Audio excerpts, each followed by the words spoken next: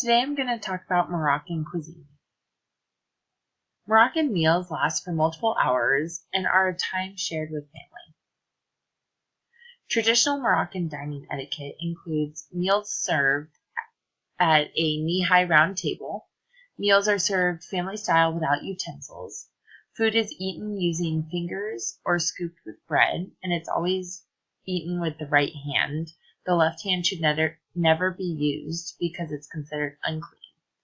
Food should be eaten at the dish closest to you. You should never reach across other people. Tagines are a stew made of meat, vegetables, or fish with herbs and dried fruit. This is a traditional main course in Morocco. Couscous is a savory grain served with vegetables and or meat, and again is a traditional main course in Morocco.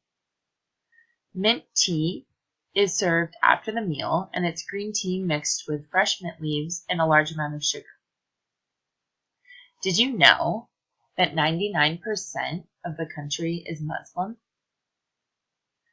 Ramadan is a Muslim holiday that lasts 29 days each year and is celebrated at different times each year according to the lunar calendar. How is Ramadan celebrated? All Muslims fast during the daytime hours for spiritual discipline. This excludes pregnant women, the ill, and young children. A light meal is eaten before sunrise, followed by a meal after sunset to break the fast. Dates, walnuts, and almonds, which are all grown in Morocco, are used to break the fast of Ramadan, followed by a spicy tomato and lentil soup. Traditional health beliefs in Morocco. Honey is often used for wound care or to treat burns, and olive oils are used to prevent cardiovascular disease, inflammation, and carbohydrate metabolism.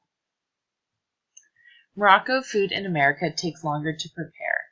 This makes it difficult for Moroccan immigrants to prepare traditional meals due to the fast pace of American society and how long it takes for American meats to be prepared.